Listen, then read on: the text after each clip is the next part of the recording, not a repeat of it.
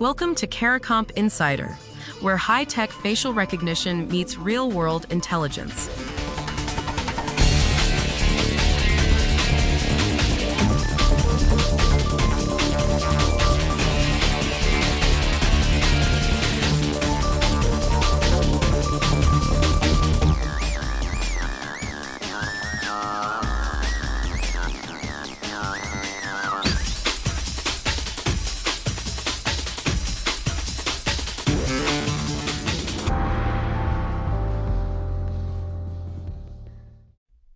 Picture this.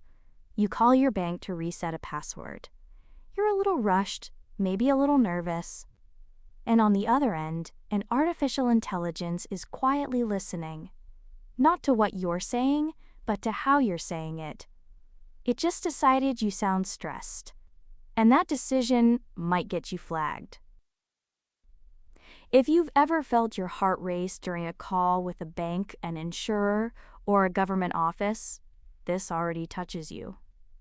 There's a growing wave of voice systems that read your tone, your pacing, the little pauses before you speak. And I know how that sounds. The idea that a machine is judging your feelings while you're just trying to unlock your account, that's unsettling. But once you understand what these systems actually do, and what they absolutely cannot do, you'll feel a lot less powerless. So what is this technology really measuring? Let's get into it.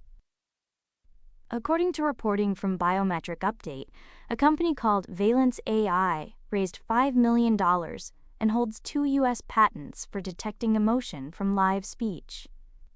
Their system, called Pulse Emotion, listens during real calls. It maps things like pitch, how fast you talk, and how long you pause. Then it scores whether you sound calm or stressed. Now, the most important thing to understand is what that score is for. It doesn't confirm who you are. It never touches your identity. What it does is act like a routing signal, a nudge that decides how much scrutiny you get. The best way to picture this comes from the airport. Think of a security officer noticing someone sweating and speaking in short, clipped sentences. That observation isn't proof of anything. It's just a reason to take a closer look. Ask a few more questions, run the bag through again. The gut feeling triggers extra checking. It never decides guilt on its own. That's exactly how emotion detection is supposed to work in identity systems. Your nervous voice might send you to a human agent, or add one more verification step. For you, that means a stressful call could get a little longer, but it shouldn't get you accused of anything. Here's where most people get it wrong. We naturally assume that anxiety means guilt. Pop culture drills it into us. He's sweating, so he must be lying. And because face scans and fingerprints feel so confident, we've come to believe a confident performance equals a true identity. But emotion can't tell those stories apart. The Valence co-founder described the system as catching things like the frustration under a polite request, or the hesitation before someone hangs up. Those are clues about your state, not your name.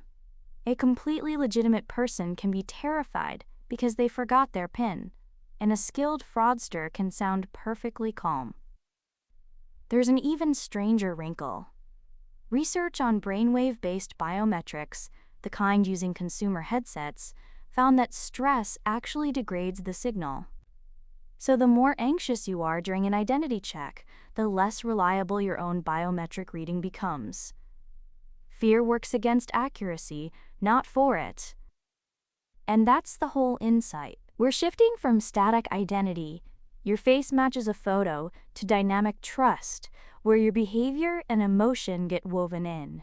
It feels safer, but the moment a system treats how you present as proof of who you are, it's made a category error. Your nerves during a mortgage call are about the stakes, not about fraud.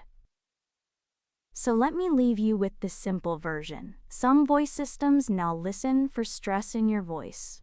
That stress can flag your call for a closer look, but it can never prove who you are. Feeling nervous doesn't make you a suspect. Emotion is a reason to check twice, never a verdict.